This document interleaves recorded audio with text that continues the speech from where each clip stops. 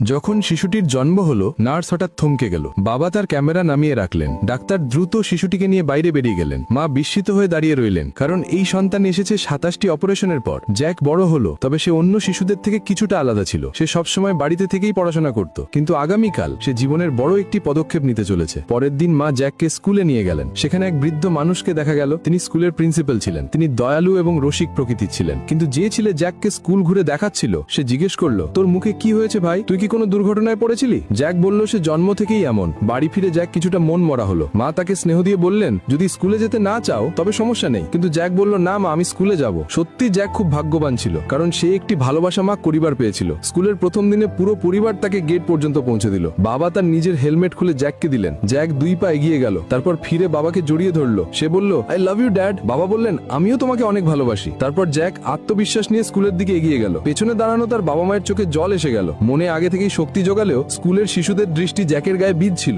সবাই ভয়ে ভয়ে তার জন্য রাস্তা ছেড়ে দিচ্ছিল। ঠিক তখনই জ্যাক তার মায়ের কথা মনে করলো। যদি তোমার যেখানে আছো ভালো না লাগে, তবে মনে এমন জায়গার কল্পনা করো যেটা তোমার প্রিয়। জ্যাক নিজেকে এক মহাকাশচারী হিসেবে কল্পনা করলো, যাকে হাততালি দিয়ে স্বাগত জানানো হচ্ছে। এভাবেই সে সেই কঠিন মুহূর্তকে পার করে গেল। জ্যাক সবার সামনে বলল, আমার স্টার ওয়ার্স ভালো লাগে, আমার চুলের সেই সিনেমার মতোই বেনিয়ে আছে। এক ছেলে তাকে বিদ্রুপ করে বলল, তুই তো ভয়ঙ্কর ভিলেনের মতো দেখতে। এতে জ্যাক খুব কষ্ট পেল। লাঞ্চে জ্যাক একা বসে খাচ্ছিল। দুপুরের ক্লাসেও কেউ তার পাশে বসতে চাইছিল না। স্কুল শেষে কয়েকজন ছেলে খারাপ উদ্দেশ্যে তার পিছু নিল। পরে যখন জ্যাক বাড়ি পৌঁছালো, মা দরজায় দাঁড়িয়ে হাসছিলেন। কিন্তু জ্যাক হেলমেট পরে নিল এবং কিছু বলল না। বাড়ি গিয়ে নিজের বেনি কেটে ফেললো এবং আবার হেলমেট পরে নিল। এমনকি খাবার সময়ও সে হেলমেট খোলেনি। তার পরিবার জিজ্ঞেস করলো, স্কুল কেমন ছিল? জ্যাক বলল, ভালো ছিল। তারপর কেঁদে কেঁদে নিজের ঘরে চলে গেল। মা তাকে জড়িয়ে ধরলেন। সে কাঁদতে কাঁদতে বলল, মা, আমি এত কুৎসিত কেন? মা উত্তর দিলেন, না জ্যাক, তুমি কুৎসিত নও। আমার দিকে তাকাও। আমাদের সবার মুখেই কিছু না কিছু দাগ থাকে, আর সেই দাগ কোনোদিনই কুৎসিত নয়।